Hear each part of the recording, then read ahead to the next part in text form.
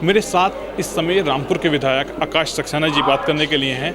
आकाश जी, रामपुर चुनाव लोकसभा के नज़दीक हैं। समाजवादी पार्टी का गढ़ रामपुर मुरादाबाद मंडल रहा है, क्या कुछ तैयारी है इस बार भाजपा की? ये पहली बात तो कोई किसी का गढ़ नहीं होता। भारतीय जनता पार्टी का रामपुर लोकसभा क्षेत्र अगर आप शुरू से नज़र उठा के देखें तो हमेशा भारतीय जनता पार्टी का वहाँ दबदबा रहा है।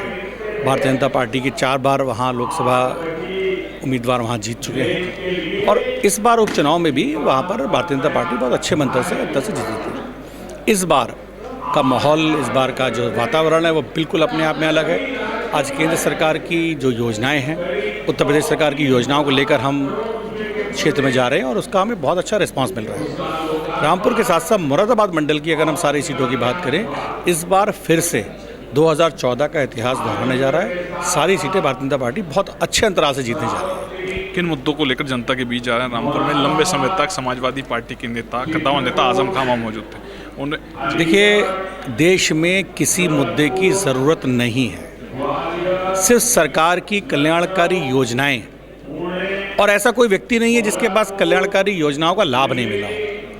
विपक्षी अगर ये बात करते हैं कि सब हमें योजना का लाभ नहीं मिला, तो एक बार अपने गिरबान में झांककर देख लें, क्या उन्होंने कोरोना का टीका नहीं लगवाया?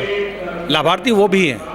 और भाई देखो, अगर लाभार्थी हैं तो अंतरात्मा की आवाज़ पर उनको भी भारतीय जनता पार्टी के साथ आना चाहिए। हम कह रहे खुल के मत आओ, अंतरात्मा की आवाज़ के साथ ही आ जाओ। क्रॉस वोटिंग हो गई है, करी है उन्होंने। अब तो देखिए, ये तो आप आगे आगे देखते जाइए। जिस तरीके से मैंने आपको बताया कि इस बार का चुनाव परिणाम ये अपने आप में ऐतिहासिक होगा। विश्व में आज इंतज़ार हो रहा है 2024 के परिणामों का। अब की बात 400 पार, और ये ऐसे नहीं कि हम देशवासी कह रहे हैं, विश्व में चाइना का एक अखबार है वो छाप रहा है।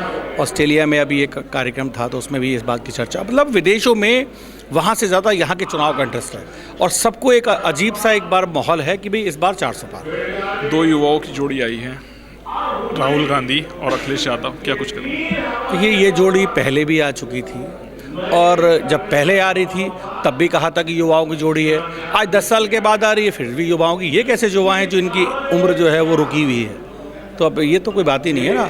गठबंधन नहीं, ये ठगबंधन है और ठगबंधन ठग सकता है, कभी भी किसी का कल्याण नहीं कर सकता। आजम खान रामपुर से थे, इस वक्त जेल में बंद हैं। चुनाव में उनके न होने पर क्या कुछ रहेगा? देखिए, आजम खान का अब अगर हम देखें तो कोई नाम लेने वाला भी नहीं, क्योंकि आजम ने जिस तरीके से रामपुर में राजनीति का दिशा एक अलग तरीके से सांप्रदायिक रूप से मोड़ रखी थी, आज वहाँ का आदमी समझ चुका है। जैसे अब अगर हम उदाहरण के तौर पर रामपुर की नगर विधानसभा की सीट 80% वहाँ मुस्लिम है, उसके बाद भी लोगों ने, वहाँ के मुसलमानों ने भारतीय जनता पार्टी को वहाँ चुनाव जिताया, तो अपने आप में बड़ी बात है।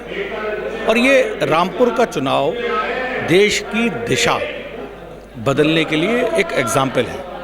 यहाँ के रामपुर के अगर देखें आप मतदाताओं में एक अलग तरीके का जोश था और वही जोश आज मुझे देश के अलग अलग हिस्सों में जाके देखने को मिल रहा है। विपक्ष आरोप लगा रहा है कि अगर ईडी लगातार कार्यवाही कर रही है, नेताओं पे लगातार एक्शन हो रहे हैं, क्या कुछ कहेंगे? अब विपक्ष के पास सब कुछ काम ही नहीं है, कोई मुद्दा ही नहीं है, तो आरोप तो लगाएंगे और इन सब आरोपों से कोई फ़र्क तो होना पड़ता है। जनता तय करने वाली है, चुनावी अधिसूचना जारी होने वाली है, हर चीज़ पता लग जाएगी। और इस बार का जो परिणाम है, न तो कभी ऐसा हुआ होगा और ना कभी आने वाले समय में ऐसा होगा। एसआईटी के द्वारा 13,000 मदरसों को बंद करने की सिफारिश की है, क्या कुछ कहेंगे? देखिए, मैंने आपसे कहा ना कि कुछ चीज़ें ऐसी होती हैं जिनका निर्णय एक अलग तरीके से ही होता है, तो ये सब चीज़ें देश में और बहुत सारी चीज़ें ऐसी हैं, तो मुझे नहीं लगता इन सब चीज़ों में कोई। राहुल गांधी ने एक नया नारा दिया है, बहुत हुई विनती, अब इंडिया करेगी गिनती। मैंने आपसे कहा ना, उनके पास जुमले हो सकते हैं, नारे हो सकते हैं, लेकिन उनके पास कोई योजना, कोई उनके पास एक प्लानिंग।